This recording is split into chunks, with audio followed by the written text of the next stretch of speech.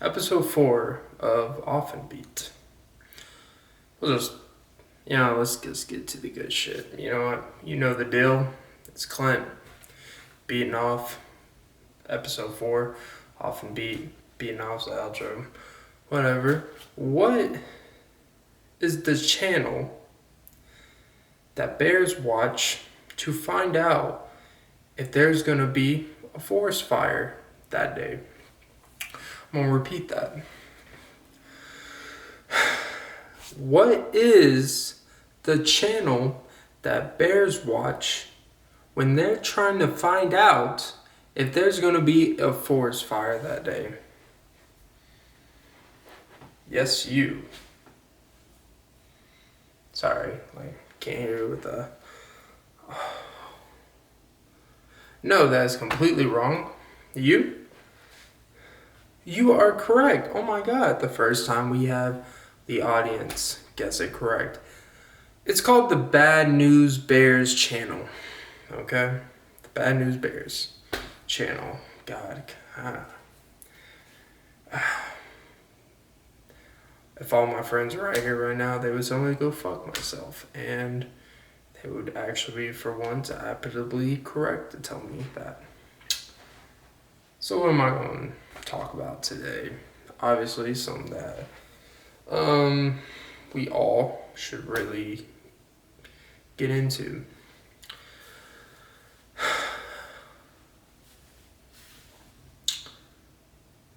I think we have our own age restriction because of innate societal responsibilities that it puts on us. Let me tell you where I'm going with this. Think about it. From the day you are born, your age has restrictions to it. Think about it. The law has things in place for your age. It is very important what you can and can't do.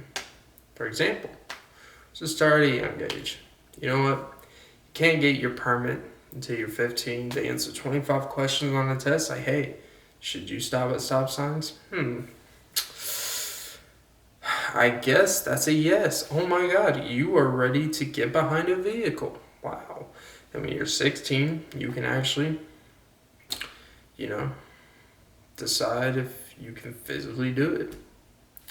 Get in a car, swerve through some cones, parallel park, go through a neighborhood, probably go 7 miles per hour than you're supposed to, get 9 points taken off in your test, and then get some other points taken off because she's being a cunt that day, and next thing you know, you have your license. Because that's how everyone's story goes, right? Okay. Then when you're 18, right? When you're 18, you go to get tobacco, you get dib. You can buy smoking products for the most part, Then the big old 21. 21's when you become an adult. You know why? Because you get to legally find out what you're made of when you devour some tequila. Get some wine on a Friday night with your girls in your new apartment in college, right? Because, of course, everyone goes by the timeline. We don't drink till we're 21, so that's obviously the scenarios I'm going to do because, remember, I am not responsible for anything I say in this. And then, but it all starts younger than that. When does the real first age discrimination thing happen? Because it's like when you're 15, then you get in there. You start putting your toe in the kiddie pool and you're like, Cobra Kai, bitch. And then, but no, that's not where it starts. Is it when, you get your first locker in middle school? No. It's not when you get your little combination, you're like, oh, cool, I can stuff some shit in a locker, right? No. You know when it is? It's when you go to your Chili's. It's when you go to your TGI Fridays. It's when you go to your Crackle Barrels. When you go to your O'Charlie's. When you go to your Applebee's. When you go to your On the Borders. When you go to your Mexican restaurants, which they actually don't really give a shit for the most part. Anyways, but what am I talking about? When you upgrade from coloring your little maze and wondering what buckaroo at Buffalo's, doing little puzzles. You're at Crackleberry doing that triangle game of chess and no one actually knows what the fuck it is, but somehow we justify if we win or not. It's when you're below the age and you're at the table playing finger football with sugar packets with your brother. It's when you get past that. It's when you walk in. You walk in with your dad, your mom, maybe you have a brother, maybe you have a sister, maybe you're an only child. And this is when your parents start treating you different because you start costing them a little bit more money. Because these places have very restrictions and they have very moral ground to not let you order off the kids menu when you're not. Some places it's 12, some places it's 13. Some places it's just, you look pretty fucking fat. You look pretty damn tall. You look big. You look like you've been working out since like 6 years old. Little Adrian Peterson, little fucker. You don't need your little cute cup. Your little plastic cup with a red, with some farm animals on it. Maybe typically it has the logo. If you're eating at Chili's, you're going to have a nice old red pepper on the side cup with a little cup.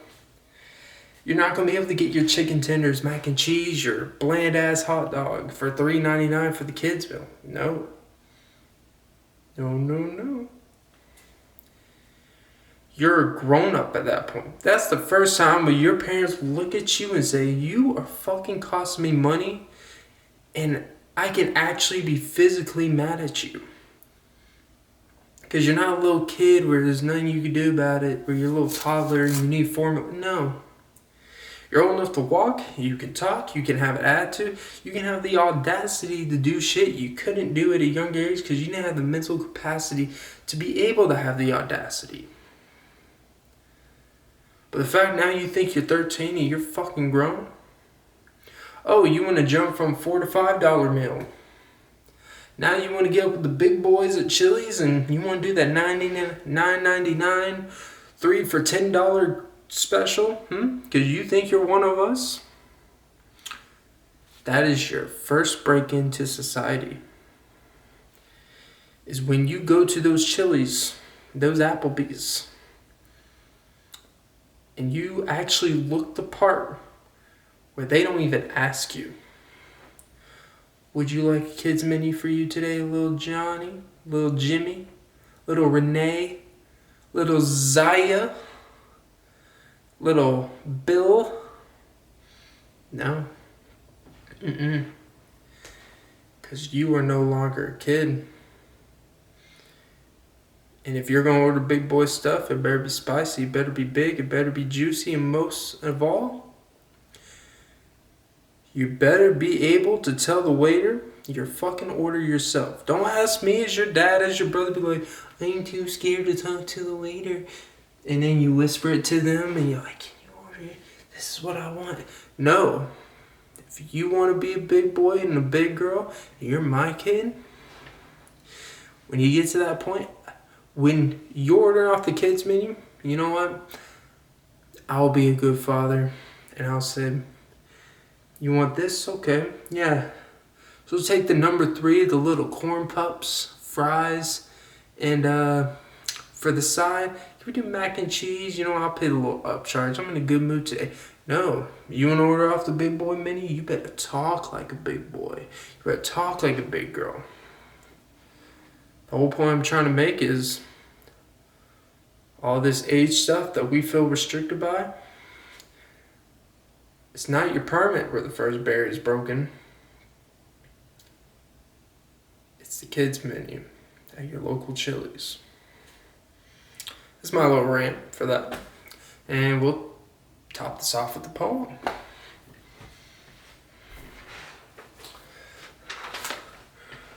I'm loving this so much. This one's called Lovin Hands. I'm loving hands on my body, but I'm loving to speak to you, 'cause you're more than I can.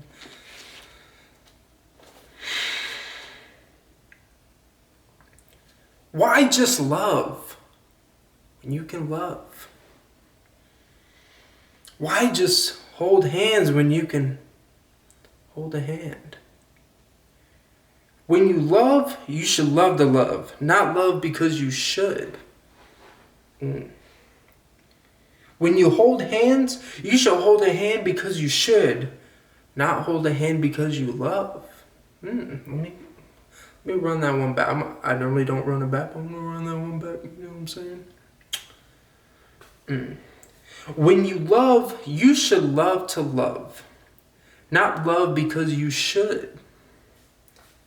When you hold hands, you should hold a hand because you should, not hold a hand because you love.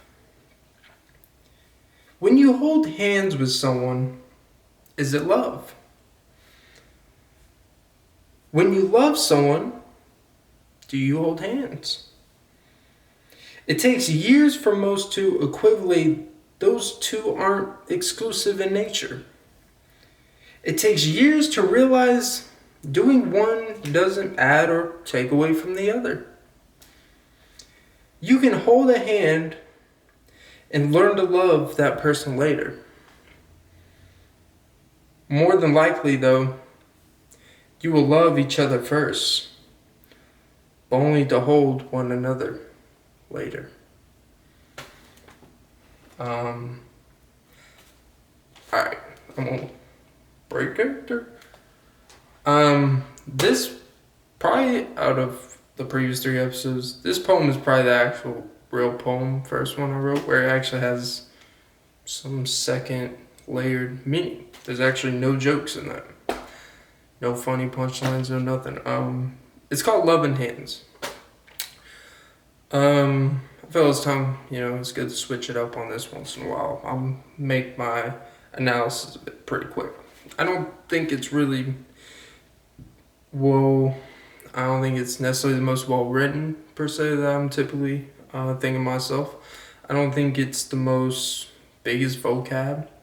It's a lot of misdirection back and forth in verses in terms of sentences and stuff. But I do think the focus of it is actually very interesting. If you are someone that has seen couples who are married for 20, 30 years and you look at love different, and even in my time, I look at what love is compared to what most people think it is. I think I have a good idea of what the idea of love over time really signifies, and that sometimes a hard part of reality in this life is that loving someone doesn't necessarily always mean that it's gonna mean what you think it is, right? Holding hands is a signal of, even if maybe you don't love me or I don't love you anymore, type of thing, or in general. Sometimes holding someone's hand isn't about you. Holding someone's hands is just simply the idea of caring. I think the idea of love has kind of selfish motives to it. Love means I love you with the intent of me feeling something back. And I think that's kind of the focus of, when you love, you should love to love, right? Meaning it feels good to love. And when you love to love it. And you should not hold a hand because you love, because holding a hand doesn't necessarily equivalent to love. I know this sounds confusing, but when you really break it down, the whole point I'm trying to make is holding someone's hand through something means a whole lot more than loving them through something. So that's why it's called Lovin Hands, because I'm loving it. And that is episode 4 of Beating Off. And I'm sorry I got too serious there. This is episode 4 of Off and Beat. And this is the outro, so Beating Off. And next time I will show you